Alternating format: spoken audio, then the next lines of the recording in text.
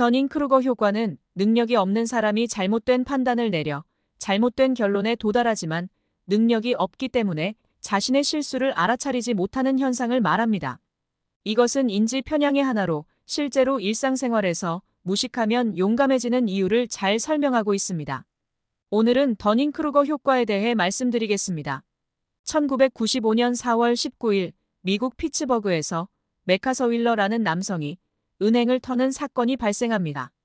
보통의 경우 은행에는 CCTV가 있어 강도들은 얼굴을 가리기 위해 복면 등을 사용합니다. 그런데 이 강도는 얼굴을 전혀 가리지 않았고 경찰은 CCTV에 녹화된 얼굴을 보고 범인을 쉽게 검거할 수 있었습니다. 검거 후에 경찰이 왜 얼굴에 아무것도 쓰지 않았냐고 물었고 범인은 황당하게도 얼굴에 레몬 주스를 발랐다라고 대답합니다. 범인은 레몬 주스로 글을 쓰면 글자가 보이지 않게 되는 어린 시절의 실험을 회상했었습니다. 그래서 그는 레몬 주스를 얼굴에 바르면 CCTV에 얼굴이 찍히지 않을 것이라고 생각했던 것입니다. 이 뉴스를 접한 많은 사람들은 그저 황당한 사건이라고만 생각했습니다. 그런데 코넬 대학교 심리학과 교수인 데이비드 더닝과 대학원생 제자인 저스틴 크루거는 자신감이 어쩌면 무지와 무능에서 기인할지도 모른다는 의문을 가지게 되었고 함께 연구를 시작했습니다. 그들은 코넬 대학의 학부생들을 대상으로 논리적 사고 시험을 치르게 한 뒤 자신의 예상 성적을 제출하라고 요청했습니다.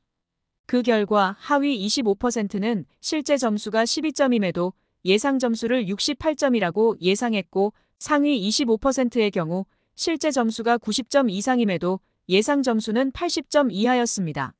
즉 하위 25%에 해당하는 학생들은 자신이 상위 40% 이상일 것이라고 과대평가를 한 반면 상위 25%에 해당하는 학생들은 자신이 상위 30% 이하일 것이라고 과소평가하였습니다.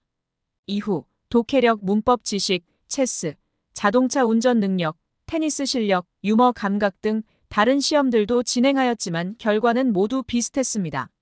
결과적으로 오히려 잘 모르는 사람들이 자신은 뛰어나다고 착각을 하고 있는 상황이었습니다. 왜 이런 일이 발생하는지 알아보기 위해 더닝과 크루거는 추가적인 실험을 진행했습니다.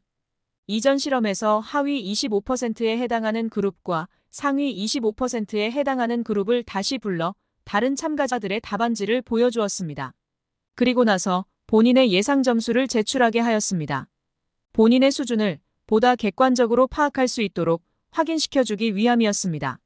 예상대로 상위 25%에 해당하는 그룹은 자신이 다른 참가자들보다 시험을 잘 쳤다는 것을 확인하고 실제 본인의 점수와 비슷하게 예상하기 시작했습니다.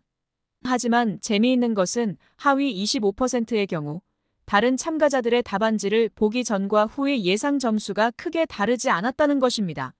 무엇이 정답이고 무엇이 오답인지도 알지 못하기 때문에 이러한 결과가 나타나게 된 것입니다. 이 실험을 바탕으로 더닝과 크루거는 능력이 없는 사람의 착오는 자신에 대한 오해에서 기인하는 반면 능력이 있는 사람의 착오는 다른 사람에 대한 오해에서 기인한다라고 결론을 내리게 됩니다. 능력이 없는 사람은 다음과 같은 4가지 경향을 보인다고 합니다. 첫째, 자신의 능력을 과대평가한다. 둘째, 다른 사람의 진정한 능력을 알아보지 못한다. 셋째, 자신의 능력이 부족하기 때문에 생긴 곤경을 알아보지 못한다.